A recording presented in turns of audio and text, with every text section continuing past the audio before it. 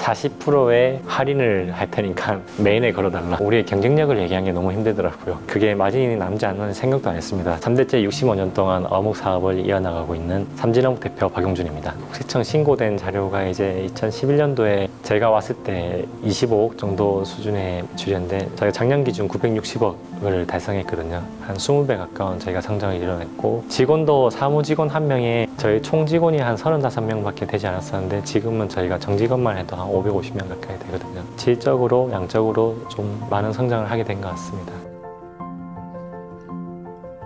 근대 이후에 비난민들이 몰려오면서 그때 당시에 부산에서 많이 나던 게 생선이었습니다. 저렴한 단백질 공급원을 제공하기 위해서 저희 할아버님께서 이 사업을 시작하셨고요. 점점 이제 산업화가 되면서 저희 아버지 때에 이르러서는 자동화 기계 설비도 들어오고 하면서 산업화가 되기 시작했었습니다. 저희가 그렇게 큰 규모의 사업은 아니었지만 매출액이 한 20억 정도 되는 그 정도 규모의 회사 사세를 계속 유지해 오셨거든요. 어릴 때부터 좀 유복하게 자라왔던 것 같거든요. 발표를 막 많이 한다거나 리더십 있게 무엇인가를 한다든가 그런 성격은 아니었었고요. 군대를 갔다 오고 나서 더 이상 평범하게 있지 말고 한번 도전을 해보자 해서 부모님한테 좀 말씀드려서 미국에 갔었고요. 미국에서 살아남으려고 나름 이제 알아보다 보니까 회계사 이런 쪽은 아무래도 아시아권 사람들이 많이 차지하고 있고 좋은 화이트칼라 잡이지 않습니까? 회계사로서의 커리어 패스를 잘 가고 있었던 것 같습니다. 그러다가 이제 어르신이 아프셨습니다. 혁심증이 있으셨고 심장이 안 좋으셨는데 그런 일이 있을 때 저희 회사는 사실은 대비가 안 돼 있거든요. 또 어머니 혼자서 감당하기에는 회사가 좀 부족하다고 생각되고, 그래서 또 회사가 어렵다라는 얘기를 듣고 잠깐 한국에 들어왔었는데 와보니까 상황이 사실 그렇게 좋지는 않더라고요. 큰 투자가 들어가 있고 또 회사는 이렇게 막 활성화돼서 돌아가진 않고, 다른 어묵 공장들은 점점 성장하고 있고 또 우리는 그냥 그대로 쭉 이어오니까 거기 계신 직원분들이나 부모님도 도태되고 있지 않나라는 생각을 가졌었던 것 같아요. 미국에 돌아가서 신경이 너무 쓰이더라고요. 잠깐 한두 달 들어갔는데 일을 조금 하고 있었는데 그런 생각이 들더라고요. 여기에 일을 하는 곳에서 제가 없어진다 하더라도 크게 영향이 없지만 거기에는 제가 할 수 있는 일이 많고 저를 필요로 하는 사람들이 많기 때문에 저를 필요로 하는 사람들이 있는 곳으로 가야 되지 않겠냐. 실제로 제가 돌아오고 나서 한 6개월 정도는 현장에서 일밖에 안 했었습니다. 제가 포장하고 어묵 이렇게 나르고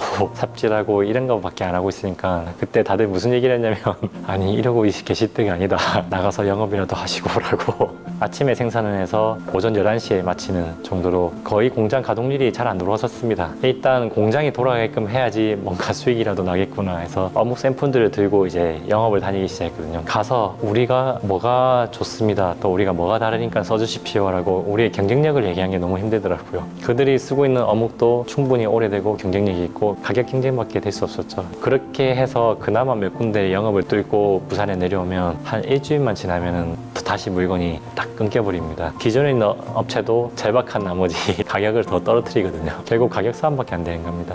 아, 이렇게는 안 되겠구나라는 생각이 들더라고요. 지금 돌이켜보면 그때 어묵 시장이 정말 레드오션 시장이었습니다. 반찬용, 이제 꼬치용 이런 어묵 시장밖에 없었고, 마트는 마트 나름대로 대기업들 위주로 이렇게 들어가 있고 재력이 있는 큰 기업들만 들어갈 수 있는 데가 유통이었고, 그러면 저희가 할 수 있는 건 재래시장밖에 없었는데 재래시장은 재래시장 나름대로 수없이 많은 어묵 업체들이 경쟁을 하고 있더라고요. 야, 이거 정말 답 안 나오는구나. 제가 이렇게 많은 걸 포기하고 한국에 들어와서 하는데 이런 레드오션 시장을 계속 해야 될까라는 생각을 그때 진짜 고민 많이 하고 많이 힘들었었거든요. 빚은 빚대로 많고, 그때 무슨 생각을 하게 되냐면 저는 앞으로 3, 40년 사업을 더 해야 되기 때문에 아예 이 시장의 체질 개선을 해야겠구나라는 마음을 조금씩 먹기 시작했고, 그렇게 마음을 먹고 제가 가장 먼저 본 게 커피 시장, 파리바게뜨, 설빙. 분명히 이 시장들도 제가 알기로는 처음엔 작았을 건데 어떻게 이렇게 성장했을까, 이렇게 대중적으로 메인스트림으로 커져갈 수 있었을까, 우리도 저렇게 할 수 없을까라는 거를 이제 우리 기준에서 보기 시작했거든요. 제일 처음에 저희가 도전한 게 온라인이었고, 국내에 보니까 티몬, 쿠팡, 그룹폰 이렇게 다 있더라고요. 메일을 다 보냈습니다.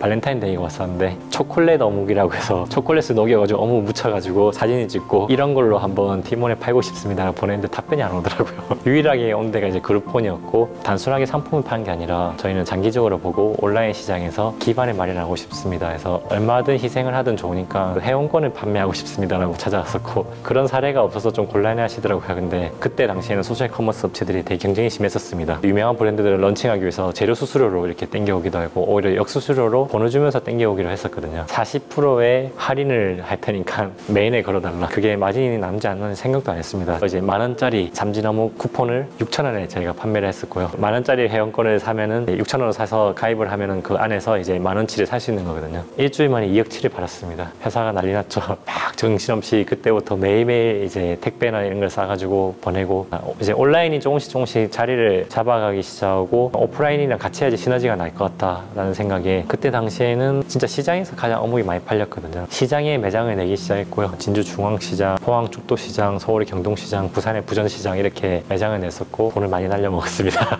시장의 성향을 잘 저희가 안 읽고 그냥 거기서 팔면은 잘 팔리겠구나라는 아니란 생각만 가지고 시작을 했었거든요. 온라인으로 벌었던 돈은 다 썼던 것 같아요. 시장은 대부분 식자재로 이렇게 많이 나가는데 직접적으로 이렇게 그 어묵을 소비자들한테 파는 거는 뜨내기 장사라 하거든요. 저희는 어떻게 했냐면 그 온라인에서 파는 소포장들을 이쁘게 해서 조금 비싸더라도 이렇게 팔면 사람들이 좋아하지 않을까 했는데 시장은 그런 게 아니더라고요. 시장은 B2B, 그러니까 장사를 하는 사람들이 더 많이 사가지 비싼 거 필요 없다, 반찬용인데 싸게 사는 이런 거밖에 안 물어보고 그 시장이 안 맞았던 거죠. 저희가 그때 실패하고 또 안 했으면 지금 어묵 베이커리 같은 게 안 나왔을 건데 거기서 또 실패를 하지 않고 우리가 뭐가 부족했구나라는 걸 그때 여실히 깨달았거든요. 소비자들을 전혀 이해를 못하고 저희가 온라인에서 성공했기 때문에 저희 식으로만 생각해서 이쁘게만 만들면 되는구나 라는 아니란 생각을 했고 소비자들이 뭘 필요한지에 대해서 진짜 깊게 생각 안 했거든요. 크게 저희가 재질 개선한 거는 모든 중심이 저희가 생산 위주로 돼 있었다면 지금은 모든 중심이 사실은 소비자 위주로, 한마디로 마케팅 위주로 먼저 돼 있습니다. 차를 만약에 만들 때 기계적으로 이렇게 돌아가고 이런 것들을 먼저 하는 게 아니라 어떻게 차가 보일지, 어떻게 사용자의 편의성으로 할지 소비자가 원하는 부분을 먼저 맞춰놓고 차가 돌아가게끔 만드는 거거든요. 제품이 나오면 소비자들한테 어떻게 보일지가 아니라 소비자들이 어떤 제품을 원하는지를 공장에 얘기해서 거기에 맞춰서 제품을 만드는 것에 대한 설계를 하는 식으로 바뀌었거든요. 정말로 예전에는 생산자가 최고였습니다. 저희 회사에서.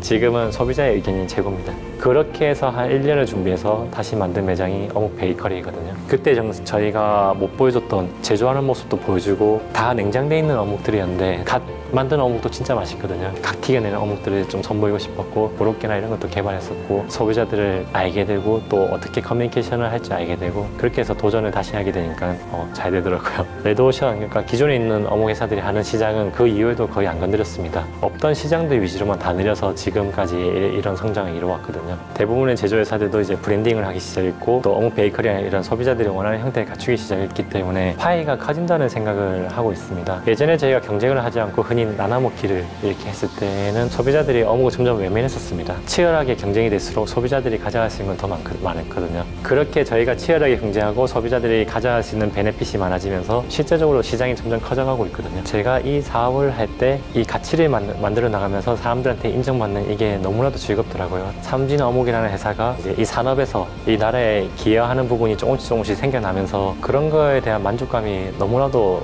생기더라고요. 저희가 앞으로도 좀 회사의 사세를 키우겠다, 매출을 늘리겠다 이런 목표보다는 더 가치 있는 일을 더 많이 해가지고 더 많은 사람, 또 전 세계에 있는 사람들한테 우리나라의 이 고유의 문화가 만들어낸 이 가치를 더 많이 알리겠다가 저희의 목표거든요. 너무 의미 있고 충만한 이런 사업 목표를 가지고 열심히 해간 것 같습니다.